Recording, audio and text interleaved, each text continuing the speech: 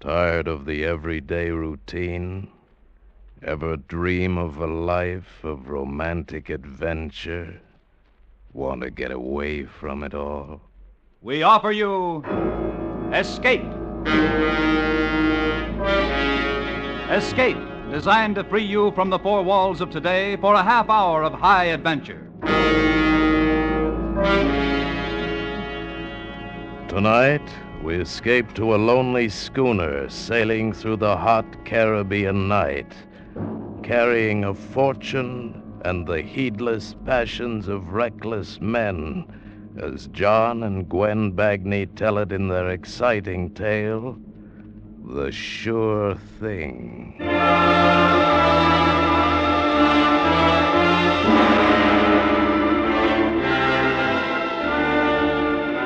Before we hear tonight's story, a brief message from the Ford Dealers of America. Over 140,000 delighted motorists are already driving the new 50 Ford. Here is what Mrs. William M. Kirby of Kansas City, Missouri, who breeds the rare Sealyham and Dandy Dinmont Terriers, says about her new Ford. I think my new Ford station wagon is just wonderful. It has such style and beauty. I use it to transport my terriers, and they love it. And, of course, it doubles as a passenger car as well. It's so comfortable and easy to handle. I've had station wagons before, but this one is the strongest, safest, and best I've ever had. Yes, we Ford dealers are swamped with comments like that. But don't take anyone's word for this new 50 Ford. Prove it for yourself. Look up your nearest Ford dealer in the classified phone directory. Perhaps you know him personally. He'll arrange a test drive in the 50 Ford. Test drive it for comfort, for power, for safety, for the quietness which is its mark of quality. Test drive it for the new Ford feel, which stamps the 50 Ford as the one fine car in the low-price field. Before you buy any car at any price, test drive the 50 Ford at your Ford dealers tomorrow. And now we invite you to Escape.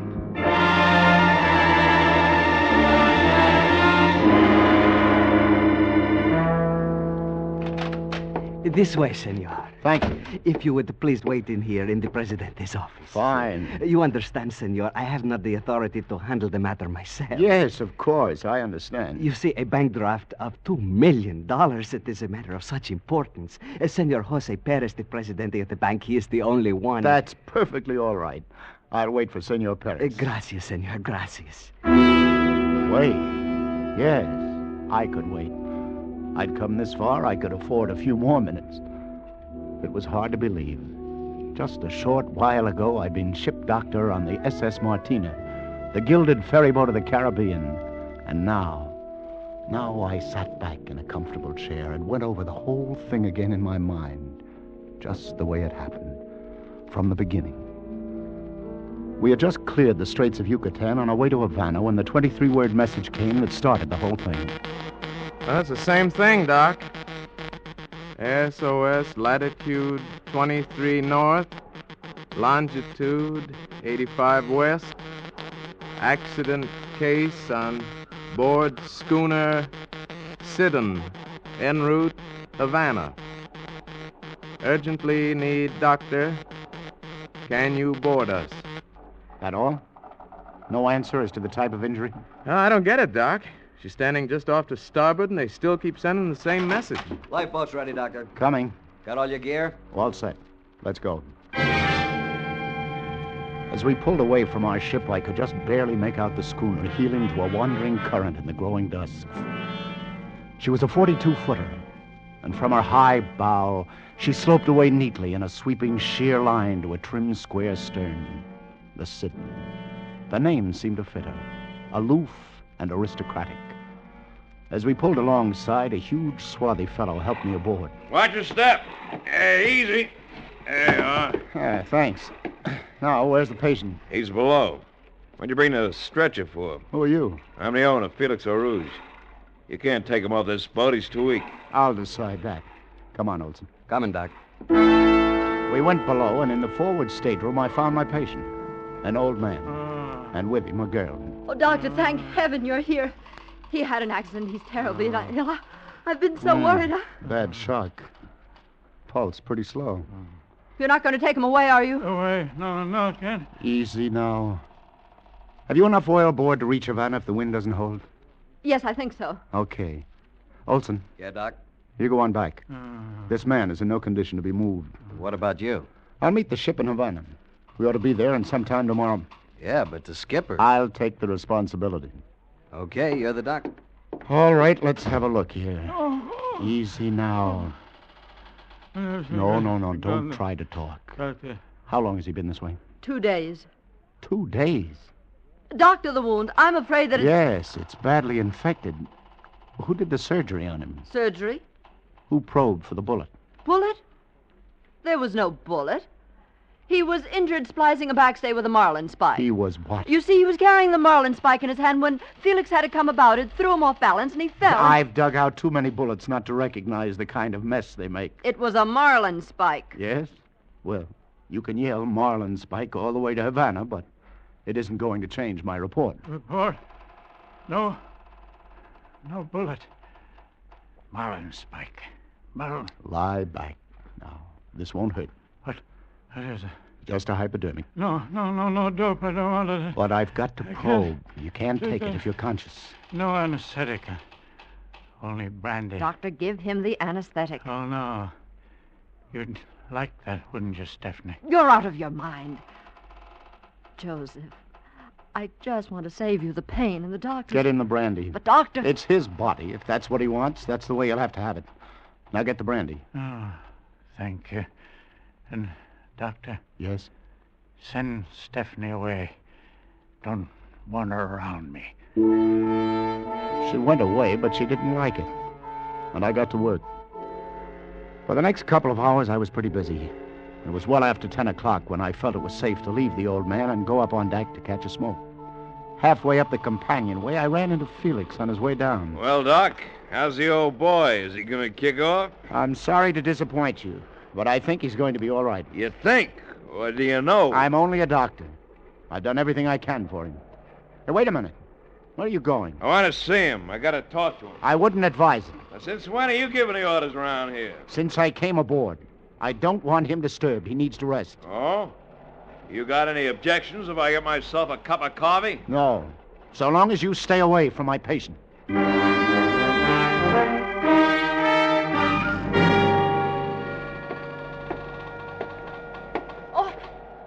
Oh, I didn't hear you come up. You handle the wheel like an old salt. Oh, I don't know much about it. I just do what Felix tells me. How's Joseph? You've been down there such a long time, I thought that maybe... That he died? That's a horrible thing to say. Of course not. Who is Joseph? Your husband? No, I'm his secretary. Oh, then this is a business trip. In a way. Doctor, what are you getting at? Did you shoot him? Why would I shoot him and then call for a doctor out here in the middle of the ocean? I don't know. And after tomorrow, I won't care. You realize, of course, that my report to the authorities in Havana will be according to my own findings. I suppose so. I don't imagine that there's any way of changing your mind. Is there, Doctor? This is a beautiful schooner. Belong to your boss? Yes. I wonder... You mind if I take the wheel for a while? It's been a long time. Oh, you know how to sail? Used to, back in Maine. All right. Go ahead. Oh, feels good. She sure handles like a dream. Uh-huh. Just as I thought. What's wrong, Doctor? Look at that binnacle. We're not headed for Havana. We're headed in the opposite direction. The Sidon was racing along with sails full, but she wasn't sailing due east to Havana. The compass said she was sailing southwest, away from Havana as fast as wind and sail could take her. I laid her on the starboard tack and started to bring her about. The sails bellied out, catching the wind as it shifted across the bow. And then, as they started to fill away, the mainmast boom swung over.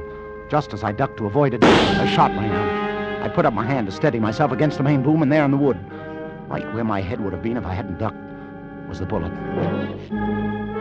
Across the deck, silhouetted in the light of the companionway, stood Felix, polishing his gun with a handkerchief. You shouldn't tack, Doctor, when a man's cleaning his gun. Cleaning your gun in the dark in the middle of the night? Yeah, I suppose it is dangerous.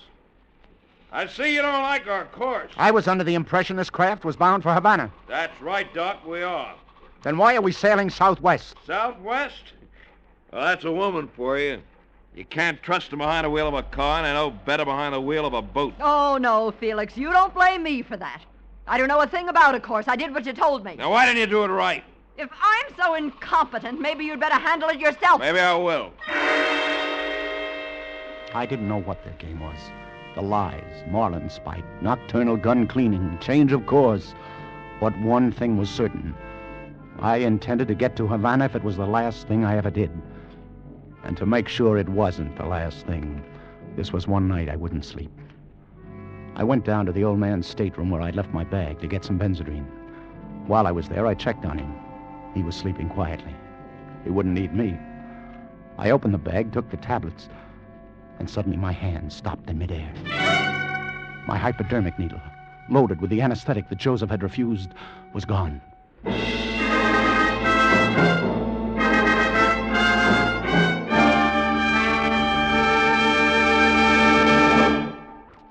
In just a moment, we will return to Escape.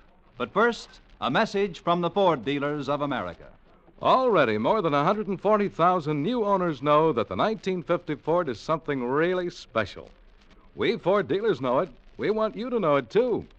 That's why we invite you to test the 50 Ford yourself.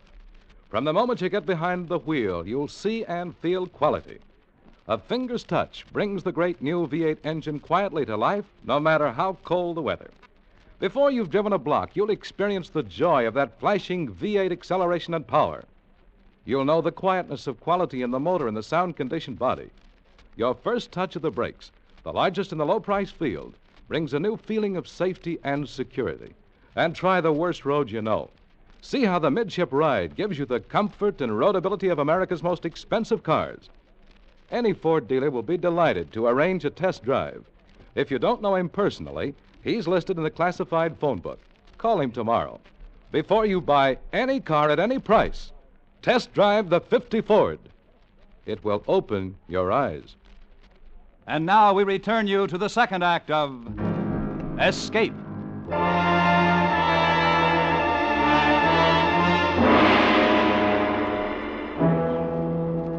I tore the bag apart, took everything out, but the hypodermic needle wasn't there.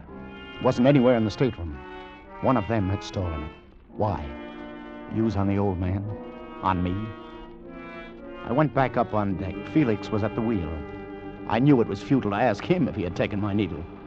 What's the matter, Doctor? Can't you sleep? Are you still worried about the course? See, we're sailing due east. Very commendable. Mind if I take the wheel a while? No, I don't mind at all. Keep her due east, Doc. I want to get to Havana. I watched his truculent broad back as he moved across the deck and disappeared below. The moon was as bright as day and as reassuring. And then the sails swung out, covering it, throwing the deck into blackness. That's why I didn't realize at first anyone was approaching until I saw the glow of the cigarette. I tensed myself. My hand clutched at something in the cockpit. It was a wrench. The cigarette moved closer. I waited. The sail bellowed back, and I saw her, full in the moonlight. I have to talk to you. Go ahead. Talk. I'm afraid I haven't been very honest with you. I'm afraid you haven't. I lied to you, and I realize now how foolish it was, but... Doctor, I'm afraid of Felix. Are you trying to tell me it was Felix who shot the old man? Yes, and he made me lie about it. Like you lied about the course. You'll never get to Havana. He's letting you think that you're going there now, but he'll figure out something. I'm sure he will. If that target practice a few moments ago was any sample. Oh, he wasn't trying to kill you. Felix wouldn't kill you now, not as long as Joseph needs you. I mean... Well, you're not making sense again. Felix wants me to keep Joseph alive, and yet Felix shot Joseph? It was just a fit of anger, an argument. Felix has a terrible temper. Why, he'd be a fool to kill Joseph. Well, what makes Joseph so valuable? Well? I suppose I should tell you all of it. It might be a good idea. I told you the truth about one thing, at least. I am his secretary. Only his name isn't just Joseph. It's Joseph Ingram. Ingram? No wonder his face was familiar. He's the big aviation tycoon. But Ingram was killed 2 weeks ago. I read about it in the papers. A transcontinental airliner crashed into a mountain. That's the luck of Joseph Ingram. We were on our way to Washington. He'd been subpoenaed to have his war contracts investigated. He was guilty of sin, and the public was really worked up about it. He was a cinch to be indicted. And his wife, who'd put up with his selfishness and greed through 20 years of marriage, couldn't take it anymore and left him. But we had got off the plane at Albuquerque to answer a wire from his attorneys. But the radio and newspapers obituaried him to death. I know. That's how things happen for him. Apparently, there was just no record of us leaving the plane, and they only found half of the survivors. Some of those they couldn't identify. Go on. Well, when Joseph realized that he was officially dead, he saw the way out. He'd been looking desperately for a chance to disappear, and now he had it. He phoned Felix in Florida to have the sit-in ready, and we took a train down and boarded her there. I see. Well, why do you think I'm on this boat? Do you think I wanted to come? Do you think I wanted to leave my whole life behind? I was forced to come. I was the only one who knew that Joseph was still alive. And now you know. What about Felix? Felix is Joseph's handyman, so to speak, and Joseph owns Felix, body and soul, just like he owns everyone who works for him. And you? I saw a chance to go further with Joseph than with any other man. Then maybe the needle isn't meant for Joseph. Needle? What needle? A hypodermic needle loaded with anesthetic. It's missing from my bag. And it looks now like it's meant for you. Oh, no. Oh, no, he can't. He wouldn't. I'm afraid we'll have to be more realistic. We? If you'll forgive the pun. I'm afraid we're both in the same boat. There was desperation in her face. I felt sorry for her. She was in this mess up to her neck, and she was afraid. And yet it was good having her beside me there in the cockpit. It was pleasant to be with her. Just the two of us. The moon and the sea. Well, anyway, the hypodermic needle was the farthest thing from my mind when I took her in my arms. And then it happened. I felt the sting of it pierce my flesh. Oh, the needle you... What are you talking about? The needle. You stuck me with it. Needle? Oh. Oh, I'm sorry. It was just my brooch. See, it's always coming up. Brooch? Oh. I thought that... Oh, silly. Here. Fasten it for me, will you please? Yeah. Yes, of course. Why, you're shaking. Oh, it's that missing hypodermic. It has me rattled. I've got to get it back. You'll get it back. Yes, but when? How? Right now, Doctor. Like this. She used the needle deftly. In one motion, plunged it in my arm. I tried to struggle to my feet. Her face was mocking me. I grabbed for her, but the drug was warm and deadening. And after a blurred moment, I was gone.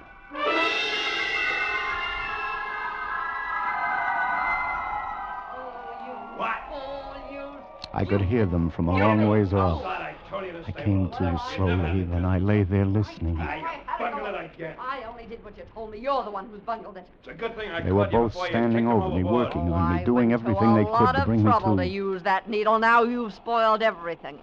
Why did you have to rush things? You want to know where the money is, don't you? Well, you haven't found out, and now maybe you won't. If you'd only left Joseph alone, but no, you couldn't wait. As soon as the doctor was unconscious, he had to work him over. If Joseph dies now, we'll never find out where he hid it. It's on this boat, I know that. Oh, you And I didn't hurt him, I just pushed him around a little. Oh, that stupid temper of yours, that awful impatience. You'd think you could have waited for $2 million. $2 million. Now it began to make some sense. Now everything made sense. As long as Joseph needed a doctor and wouldn't tell where the money was, we both lived. But if I couldn't keep him alive... Get on your feet. Doc! Come on, Doc, up on your feet. Felix, easy. Since when are you getting so touchy? Come on! All right, I'm on my feet. Welcome back, Doc. Now get below. The old man needs you. He's had a relapse. Stephanie, take the wheel. I said get below, Doc. I'm not in the mood to take orders. Maybe this'll put you in a mood. He creased my chin with a short jab. My knees buckled. I swung at him and missed. I saw another one coming. This time I ducked and connected with a roundhouse on the side of his head that sent him reeling along the wet, narrow deck. I started after him. Just as the boat came about violently, heeling over with the lee rail under, I wildly grabbed the guy line just in time to see Felix thrown backwards into the sea. I whirled around. The girl had done it, spinning the wheel like crazy. I dashed back to the cockpit, tried to grab it away from her. She fought me like a tiger, but I finally pushed her off, righted the boat, and brought her about. But Felix was nowhere in sight. We tacked around, searching for him, but it was useless. It was an accident. He's gone. You've killed him. You ought to be glad he's gone. Why? Well, it was either you or him. Yes, your concern touches me. Besides, we don't need him, don't you see?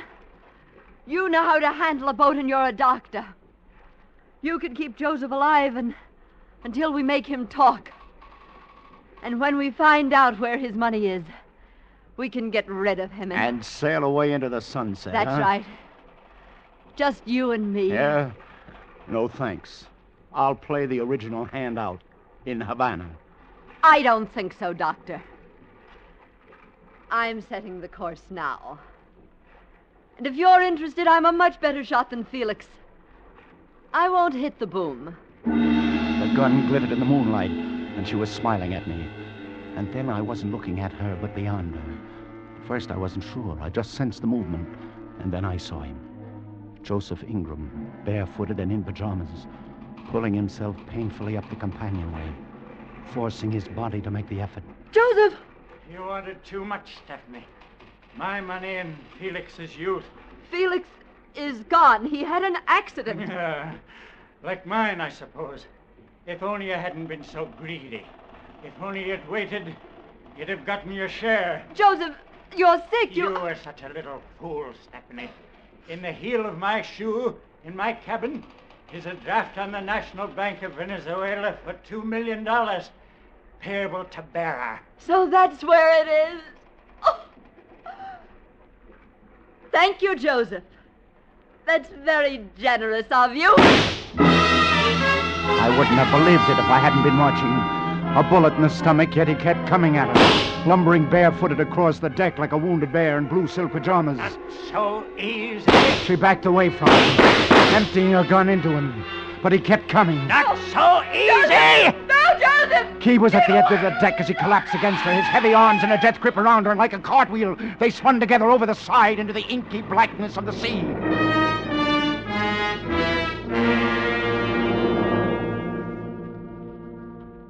$2 million in the heel of a shoe.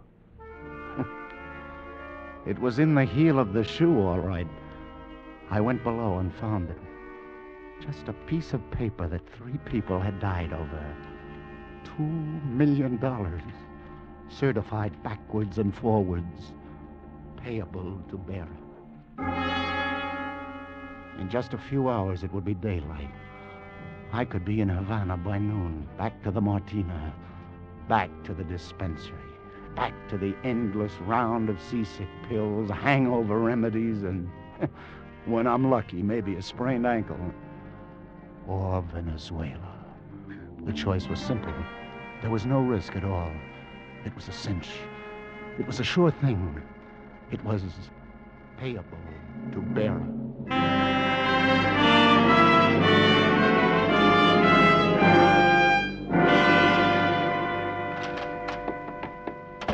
Good afternoon, senor. Sorry I have kept you waiting. You presented this bank draft for payment, senor? Yes. Are you Senor Perez? That is right. I am president of the bank. This draft, it is quite a large sum. There's nothing wrong with the draft, is there? Oh, no, senor. It is in order. Good. And you wish us to transfer this money to your bank in the United States? Huh? No. No, as a matter of fact, I wish to open an account here. Oh, but certainly. Gomez, you will make the arrangement for the senor. Si, Senor Perez, at once. And now, there is a lady, a countrywoman of yours, waiting to see you. Please to step this way, senor. To see me? But who? Oh, Joseph, I've been waiting so long. Senor Perez, is this the man who presented the draft for payment? Si, senora. But he isn't. And what has happened to Joseph? Who? Joseph Ingram, of course. Senor Perez, who is this woman? Senora... I heard the Sidon had come in this morning with only one person aboard, so I rushed right here to the bank. But you've cashed the draft. What have you done? Killed Joseph for it? Look, madam, I don't know what you're talking about. Just who are you, anyway? I'm Joseph Ingram's wife. Mrs. Ingram? Oh, well, then surely you know. He died in that plane crash back in the States. He didn't, and you know it. Joseph wasn't on that plane. He boarded the Sidon in Florida. Now, look, madam, all the newspapers... Joseph and I planned the whole thing. Those highly publicized statements about our divorce were just a cover-up, so nobody would watch or care where I went. He phoned me from Albuquerque when the plane crashed that he'd meet me here with a certified draft. He was to meet you here. And I know he would have, if he was still alive.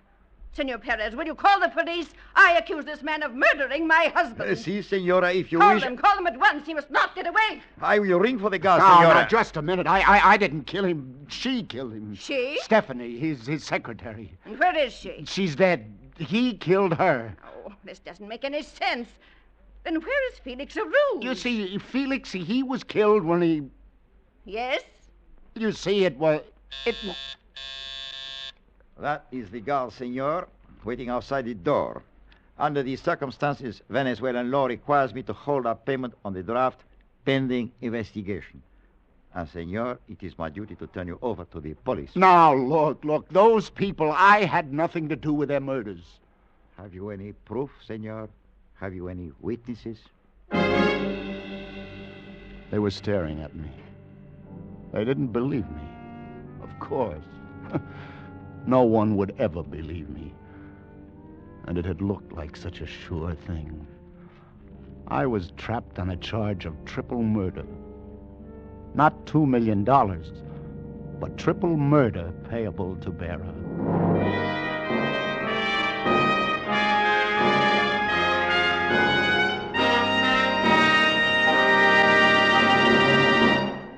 In just a moment, a word about next week's exciting story of escape. But first, a message from your local Ford dealer.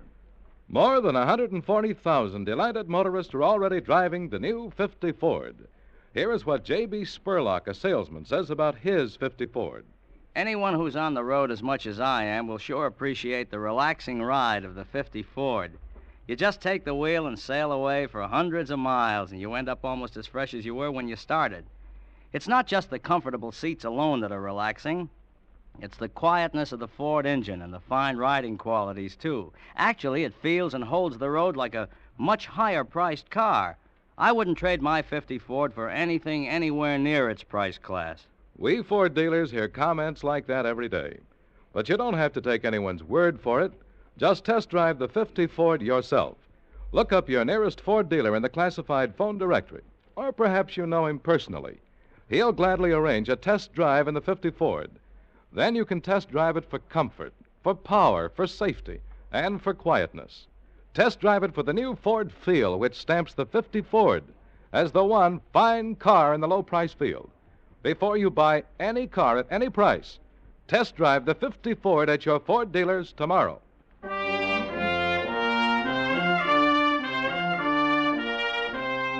Escape is produced and directed by William N. Robeson. Tonight we have presented The Sure Thing by John and Gwen Bagney.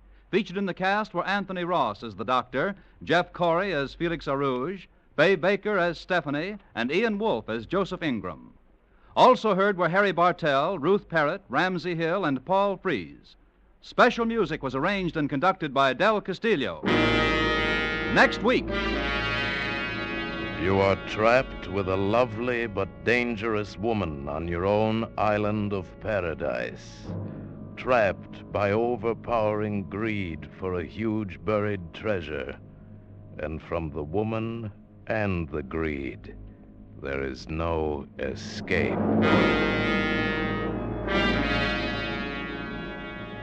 Next week, we escape with John and Gwen Bagney's exciting tale of a lost paradise, Treasure Incorporated. Goodbye, then, until this same time next week, when once again we offer you Escape. This is CBS, the Columbia Broadcasting System.